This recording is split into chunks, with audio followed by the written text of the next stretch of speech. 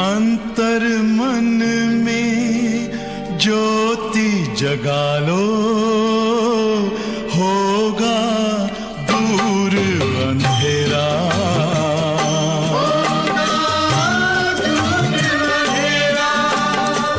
शिव का कर लो ध्यान, आ रहा पावन पुण्य सवेरा।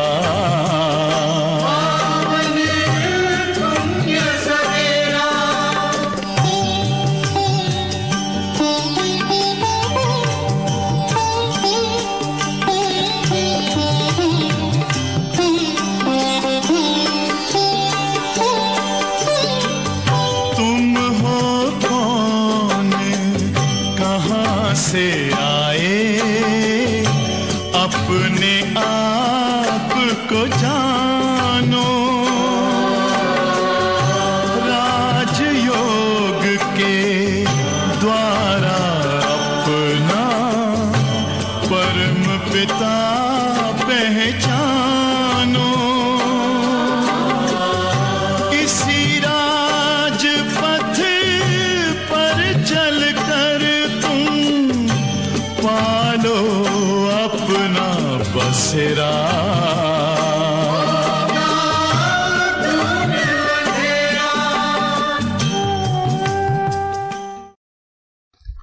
ओम शांति। मुरली की तारीख है 22/8/2021। आज कौन सा दिन है हम सब जानते हैं। बहुत बहुत श्रेष्ठ पावन पर्व रक्षाबंधन,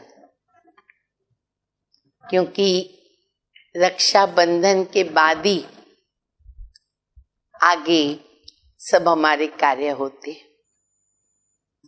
बाबा हम बच्चों को पवित्र बनाते। जब हम बच्चे राखी बांधते हैं पवित्रता की, तब हम आगे पुरुषार्थ में प्रगति कर सकते। तो ये है हमारा पावन पर्व और बाबा की पहली आज्ञा, पहली श्रीमत।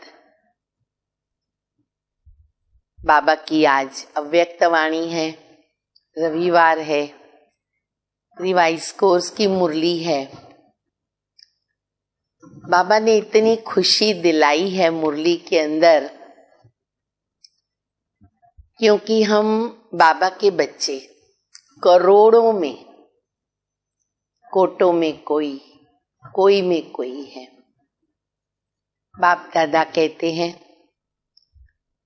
कि तुम जितने भी बाबा के बच्चे हो, ब्राह्मण हो, भाग्यशाली हो।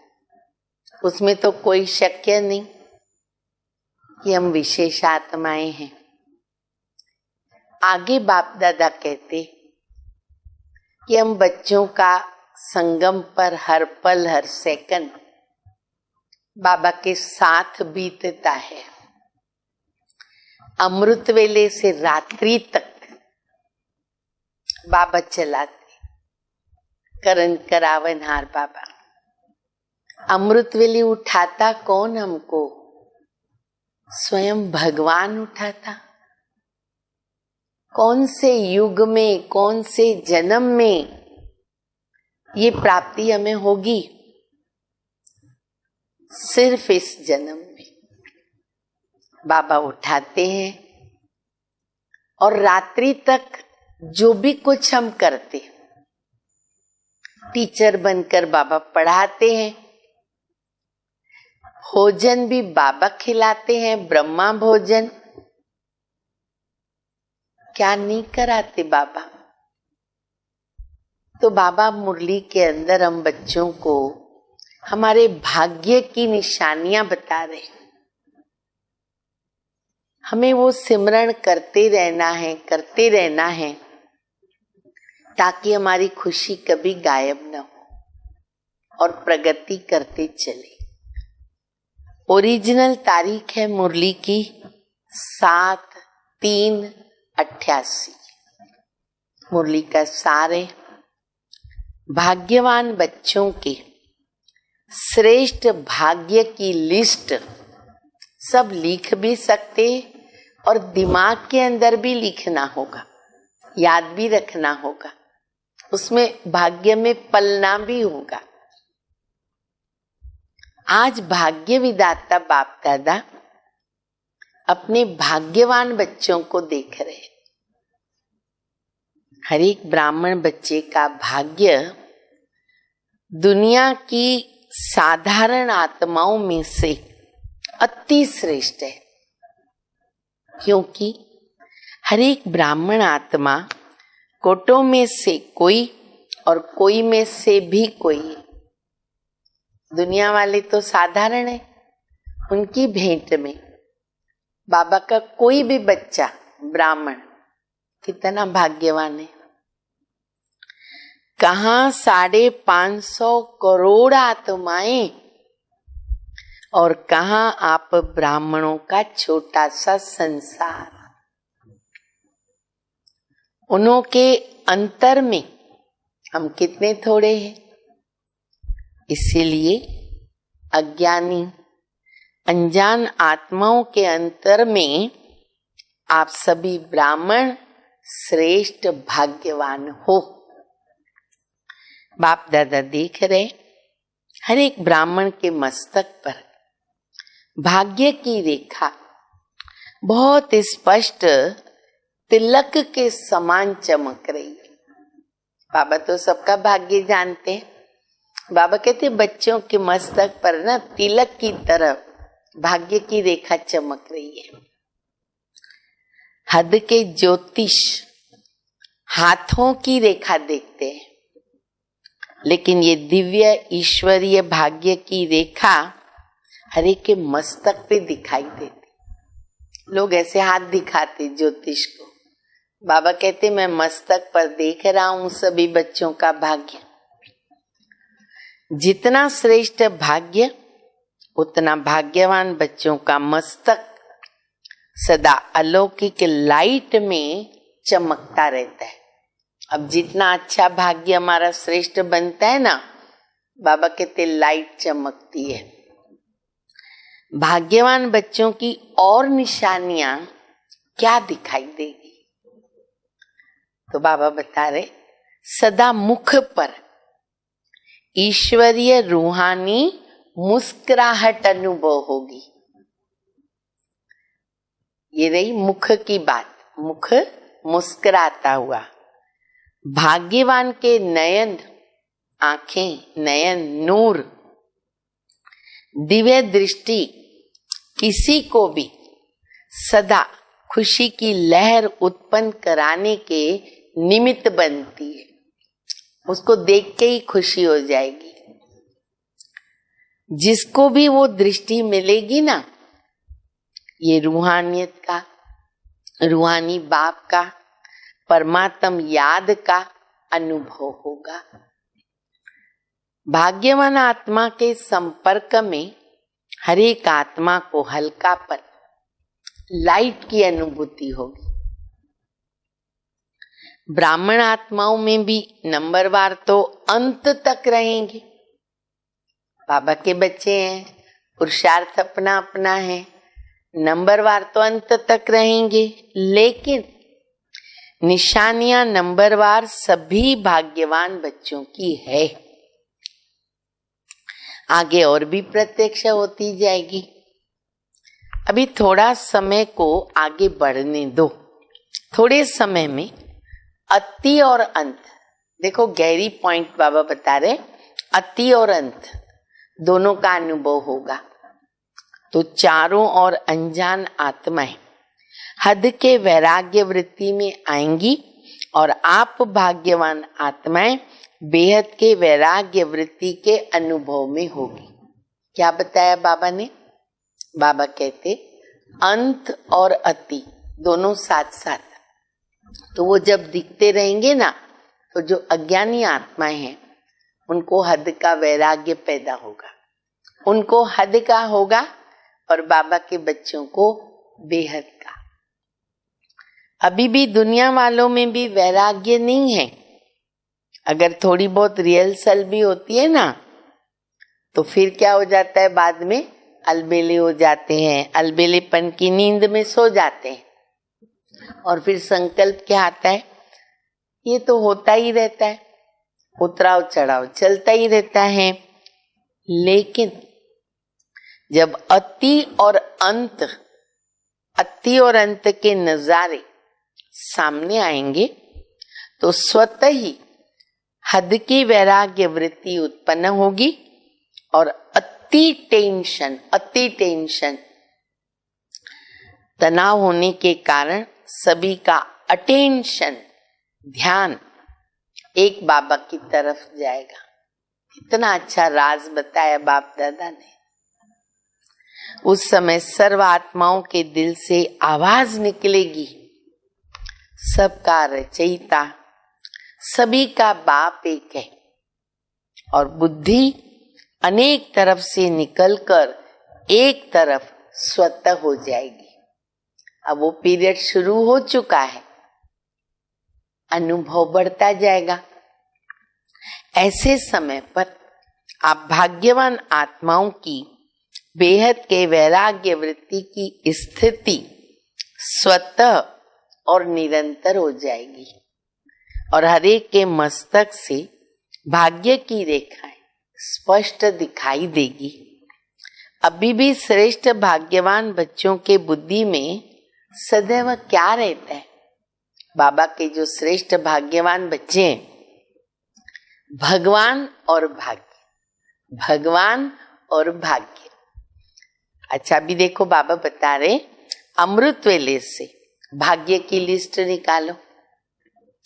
भाग्यवान बच्चों को अमृत वेले स्वयं बाबा उठाते हैं ना, बाबा रोज अनुभव होता, बाबा उठाते और फिर आवाहन भी करते हैं, वतन में आवे बच्चे मेरे पास। जो अति स्नेही बच्चे हैं उनका अनुभव है कि सोना चाहे भी ना, कोई हमको सोने नहीं दे रहा है। बहुतों को अनुभव होता, हम नींद करना चाहते, अमृत वेले के बाद नींद नहीं होती, कोई उठा रहा है, कोई बुला रहा है, ऐसे अनुभव होता। तो अमृत वेले से अपना भाग्य देखो। भक्ति में देवताओं को भगवान समझकर क्या करते, भगत लोग घंटी बजा के उठाते हैं, घंटी बजाते हैं ना। और हमको देखो कितनी खुशी की बात बाबा बता रहे, हमको भगवान उठाता है। लोग भगवान को उठाने जाते मंदिर में घंट बजाकर, और यहाँ बाबा हमको उठा रहे, कितना भाग्य। अमृत वेले से लेकर बाप बच्चों के सेवाधारी बनकर सेवा करता है। अमृत वेले से बाबा सेवा में हाजिर, फिर आह्वान करता है बच्चों का, आओ बाप समान स्थिति का अनुभव करो, मेरे साथ बैठ जाओ। ऐसे बाबा आह्वान करते रोज। अच्छा, बाबा कहाँ बैठा है?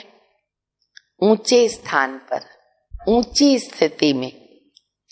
जब बाप के साथ बैठ जाएंगे तो स्थिति कैसी बन जाएगी? तो मेहनत क्यों करते हो, साथ में बैठ जाओ, तो क्या होगा, संग का रंग स्वतः ही लग जाएगा। स्थान के प्रमाण स्थिति तो स्वतः ही होती है ना। जैसे मधुबन के स्थान पर आते हो तो स्थिति क्या हो जाती है? स्थान के आधार पर स्थिति बनती है। बाबा मिसाल दे रहे, मान लो मधुबन में आए, योग लगाना सहज होता है ना, इजी हो जाता है। बैठे जहां भी जाओ बाबा याद आएगा, सेंटर जाओ अलग अनुभव होगा, घर में रहते अलग अनुभव होगा, जैसा स्थान वैसे हो जाता है। तो बाबा बता रहे जैसे मधुबन के स्थान पर आते हो, स्थिति क्या हो जाती है? योग लगाना पड़ता है या योग लगा हुआ रहता है? तभी तो यहाँ ज्यादा रहने की इच्छा होती है ना, मधुबन में ज्यादा रहे, समझो अभी सबको कहे और 15 दिन रह जाओ, कितना खुशी में नाचेंगे। तो जैसे स्थान का स्थिति के ऊपर प्रभाव रहता है, ऐसे अमृत वेले या तो परम धाम में या तो सूक्ष्म वतन में आओ, जहां दिल करे चले जाओ। 2 वतन है, सूक्ष्म वतन, मूल वतन। आके बाबा के पास बैठ जाओ, ठीक है। अगर ये अनुभव कम होता है, कल से लेकर अच्छी तरह करो। आज के दिन बाबा से प्रतिज्ञा करो, एक दिन अमृत वेला मिस नहीं होना चाहिए। फाउंडेशन है अमृत वेला, पुरुषार्थ का फाउंडेशन, बाबा के याद का फाउंडेशन। अमृत वेला शक्तिशाली होगा, सारा दिन स्वतः ही मदद मिलेगी। तो अपने भाग्य को स्मृति में रखो और मुख से क्या बोले? बोलो सभी, वाह मेरा भाग्य। बोलो, वाह मेरा भाग्य।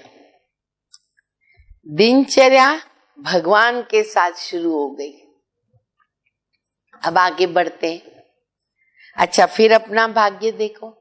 अमृत वेला हो गया, फिर हम तैयार हो गए। बाबा स्वयं शिक्षक बनकर कितना दूर देश से पढ़ाने आते।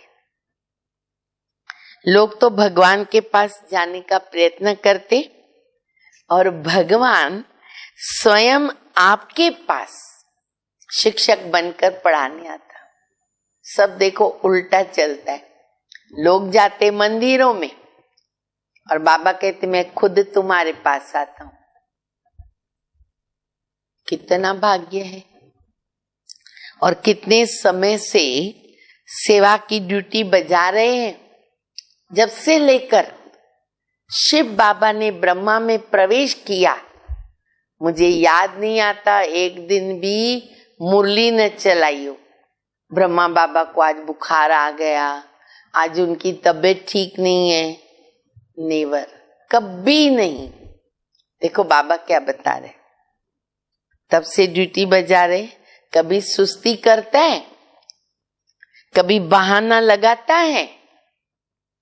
आज सिर दर्द है, आज रात्रि को सोए नहीं।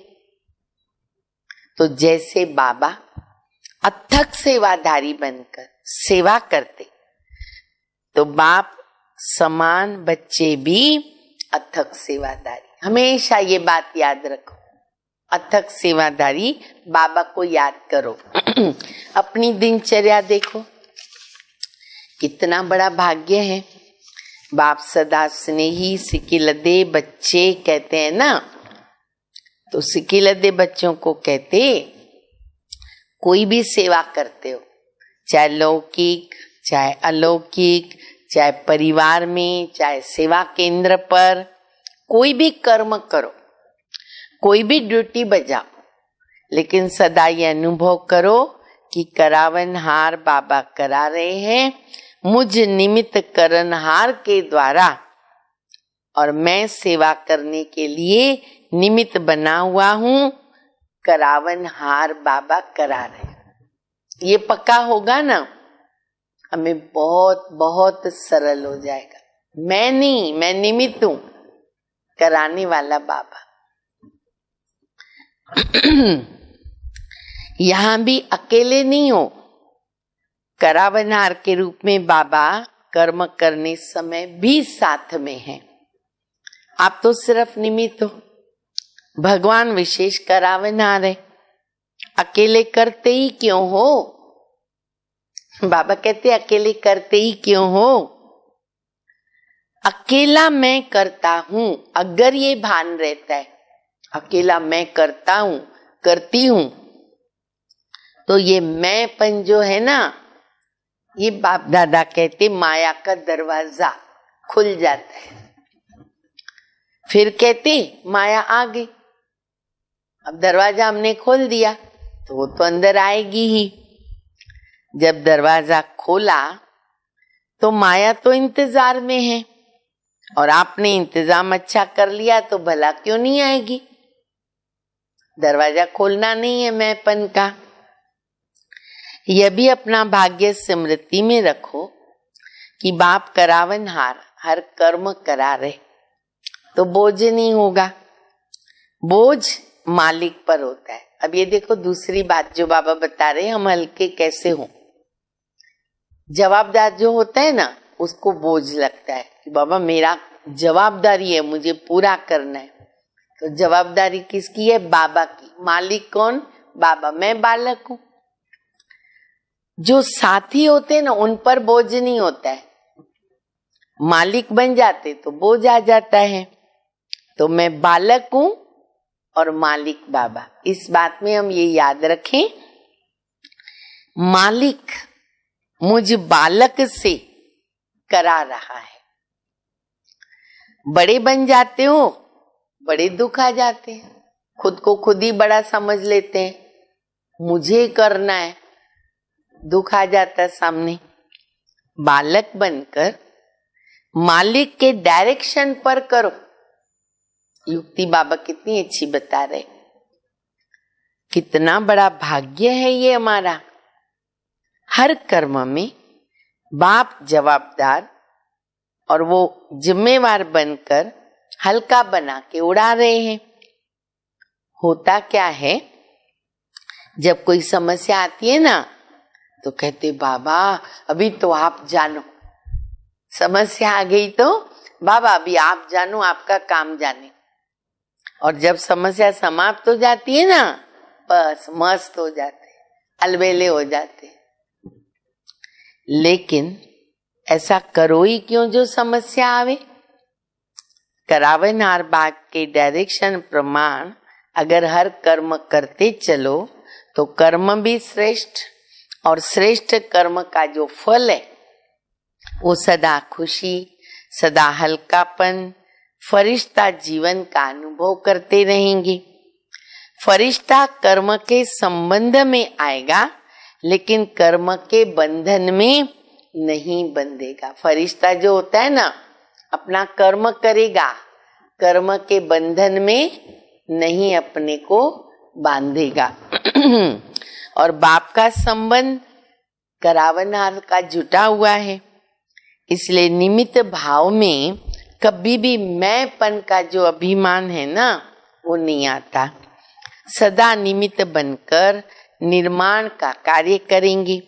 तो कितना भाग्य है आपका। एक एक मुरली का शब्द याद रखने जैसा है। एक भी भाग्य को भूलना नहीं। क्या क्या भाग्य भगवान ने बनाया और बना रहे हैं, पूरी मुरली आज याद रखनी है। आगे सुनो और क्या भाग्य है। फिर ब्रह्मा भोजन कौन खिलाता है? नाम क्या है? ब्रह्मा भोजन। ब्रह्म भोजन नहीं, ब्रह्मा भोजन। तो ब्रह्मा यज्ञ का सदा रक्षक है।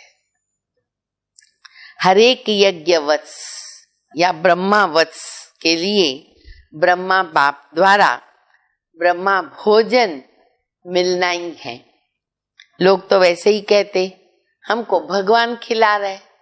अज्ञानी क्या करते हैं, ये बोलते हैं ना भगवान खिला रहे, मालूम ही नहीं कि भगवान क्या, लेकिन खिलाता भगवान है। लेकिन ब्राह्मण बच्चों को बाबा खिलाते हैं प्रैक्टिकल में, और ब्रह्मा भोजन खाते हम बच्चे रोज। चाहे लौकिक कमाई भी करके पैसा जमा करते, उसी से भोजन मंगाते, लेकिन पहले अपनी कमाई भी बाबा की भंडारी में डालते। बहुत बाबा के बच्चे जैसे ही कमाई हुई पहला हिस्सा बाबा का निकालते, और निकालना चाहिए, तब जन्म जन्मांतर बाबा भरपूर कर देगा। ये हमेशा याद रखो। अगर नहीं निकालते हो, भाग्य जा रहा है। हमेशा पहले बाबा का हिस्सा जरूर निकालो, भले जो भी आपको निकालना है पर निकालो। कई सोचते पहले सब कुछ कर ले, बचा हुआ बाबा को देंगे, तो रिटर्न में क्या मिलेगा? रिटर्न में भी बचा हुआ मिलेगा। तो बाबा बता रहे हैं कि वो भी बाबा की भंडारी में डालते बच्चे। बाप की भंडारी भोलानाथ का भंडारा बन जाता है। कभी भी इस विधि को भूलना नहीं तो सोचेंगे हम खुद कमाते, खुद खाते। वैसे तो ट्रस्टी हो, ट्रस्टी का तो कुछ होता ही नहीं है, खुद का नहीं होता है ना उसका। तो हम अपनी कमाई से खाते हैं, ये संकल्प नहीं उठना है। ट्रस्टी है तो नहीं उठेगा।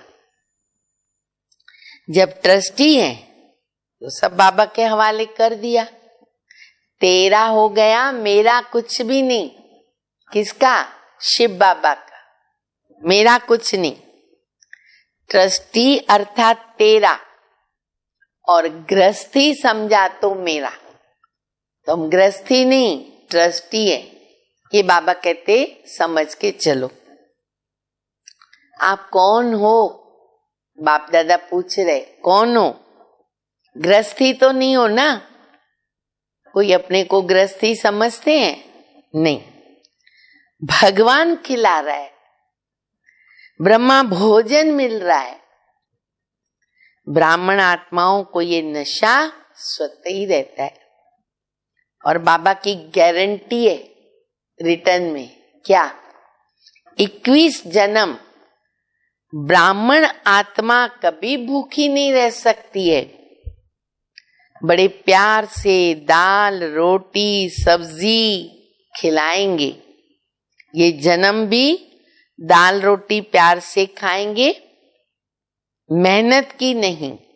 इसलिए सदा स्मृति में रखो, अमृत वेले से लेकर क्या क्या भाग्य प्राप्त होता है, सारी दिनचर्या सोचो।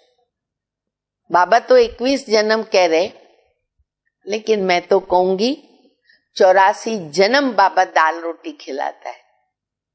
सिर्फ ये एक जन्म हमें ट्रस्टी बनना है, पुरुषार्थ करना है, बाबा को योगदान देकर भाग्य बनाना है।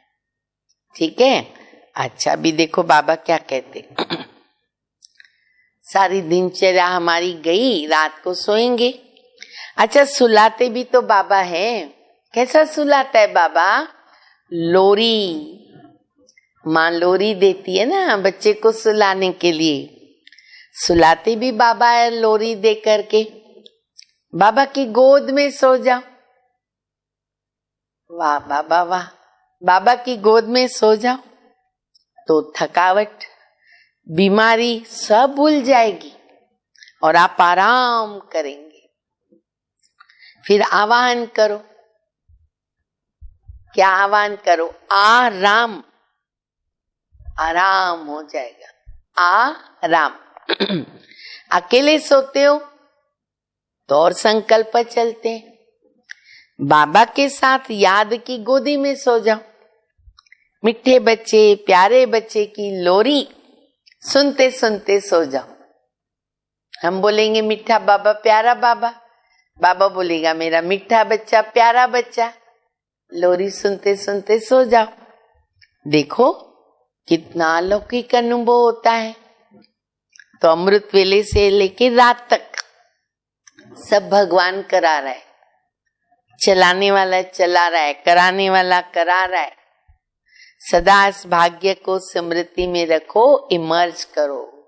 देखो आज के शुभ दिन पर कितना अच्छा भाग्य बाबा याद करा रहे हैं। हमेशा याद रखो इस भाग्य को। कभी भी दुख नहीं, उदासी नहीं, नाराजगी नहीं, रोना नहीं। कोई हद का नशा भी जब पीते हैं ना तो नशा चढ़ता, नहीं पीते तो नशा नहीं चढ़ता। ऐसे सिर्फ बोतल में रखा होगा तो नशा चढ़ेगा? नशा मेरे सामने बोतल में पड़ा है पर मैंने पिया नहीं तो नशा कैसे चढ़ेगा? तो पीना तो पड़ेगा ना। बाबा पिला रहा है, हम पीते जा रहे, रोज पियो। यह भी बुद्धि में समाया हुआ हो, लेकिन इसको यूज करो। स्मृति में लाना माना पीना, इमर्ज करना, इसको कहते स्मृति स्वरूप। ऐसे नहीं कहा कि बुद्धि में समाया हुआ रखो, स्मृति स्वरूप बनो। कितने भाग्यवान हो, रोज अपने भाग्य को स्मृति में रखकर समर्थ बनो, उड़ते चलो। समझा क्या करना है? डबल विदेशी हद के नशे के तो अनुभवी हैं। अब ये बेहद का नशा स्मृति में रखो। वो हद का नशा पीते हैं ना, तो बाबा कहते ये बेहद का नशा स्मृति में रखो। सदा भाग्य की श्रेष्ठ लकीर मस्तक पर चमकती रहेगी और स्पष्ट दिखाई देगी। अभी किन्हों की मर्ज दिखाई देती, किन्हों की स्पष्ट दिखाई देती, कईयों की मर्ज है अभी, लेकिन सदा स्मृति में रहेगी ना तो मस्तक पर चमकती रहेगी, औरों को भी अनुभव कराते रहेंगे। अच्छा, सदा भाग्यवान, भगवान और भाग्य, सदा भगवान और भाग्य, ऐसी स्मृति स्वरूप समर्थ आत्माओं को, सदा हर कर्म में करनहार बनकर कर्म करने वाली श्रेष्ठ आत्माओं को, सदा अमृत वेले बाप के साथ ऊंचे स्थान ऊंची स्थिति पर स्थित रहने वाले भाग्यवान बच्चों को, सदा अपने मस्तक द्वारा श्रेष्ठ भाग्य की रेखाएं औरों को अनुभव कराने वाले विशेष ब्राह्मणों को बाप दादा का याद प्यार और नमस्ते। हम रूहानी बच्चों की रूहानी बाप को, माता पिता बाप दादा को याद प्यार, गुड मॉर्निंग और नमस्ते। अब इस मुरली को अच्छी तरह आज दोहराओ और रोज अमृत वेले से ही उस अनुभव के अंदर खो जाओ। कुछ भी कमी पेशी है, आज का पर्व बाबा के पास प्रतिज्ञा करो, दृढ़ संकल्प करो। ये भाग्य एक ही बार मिलता है, इसको गंवाना नहीं है। विदाई के समय दादी जानकी बंबई कुरुक्षेत्र सेवा पर जाने की छुट्टी ले रही है। महारथियों के पांव में सेवा का चक्र है, जहां जाते वहां सेवा के बिना तो कुछ होता नहीं। चाहे किस कारण से भी जावे, लेकिन सेवा समाई हुई है। हर कदम में सेवा के सिवाय कुछ नहीं। अगर चलते हैं तो चलते हुए भी सेवा, अगर खाना खाते हैं किसको बुला के खिला देते हैं, सेवा होती उसमें। स्नेह से स्वीकार करते तो ये भी सेवा हो गई। उठते बैठते चलते बस सेवा, ऐसे सेवाधारी हो। सेवा का चांस मिलना ये भी तो भाग्य की निशानी है। बड़े चक्रवर्ती बनना है तो सेवा का चक्र भी बड़ा है ना, वरदान है। तमोगुणी वायुमंडल में अपनी स्थिति एक रस अचल अडोल रखने वाले मास्टर सर्वशक्तिमान भव। दिन प्रतिदिन परिस्थितियां अति तमो प्रधान बन रही, वायुमंडल और भी बिगड़ने वाला है। ऐसे वायुमंडल में कमल पुष्प समान न्यारे रहना, अपनी स्थिति सतो प्रधान बनाना, इसके लिए इतनी हिम्मत व शक्ति की आवश्यकता है। जब यह वरदान स्मृति में रहता है कि मैं मास्टर सर्वशक्तिवान हूँ, तो चाहे प्रकृति द्वारा, चाहे लौकिक संबंध द्वारा, चाहे दैवी परिवार के द्वारा कोई भी परीक्षा आ जाए, तो उसमें सदा एक रस अचल अडोल रहेंगे। ये हमें वरदान को स्मृति में रखना है। स्लोगन है, वरदाता बाप को अपना सच्चा साथी बना लो।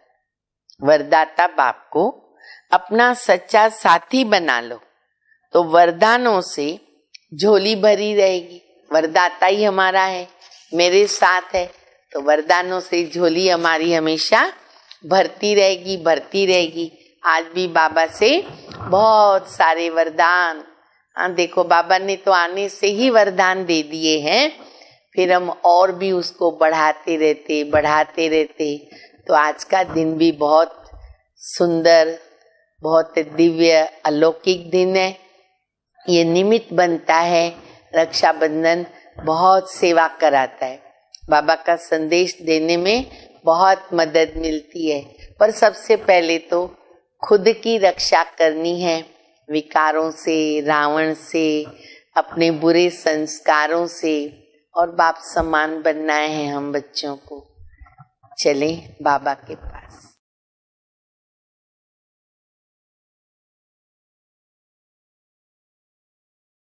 thank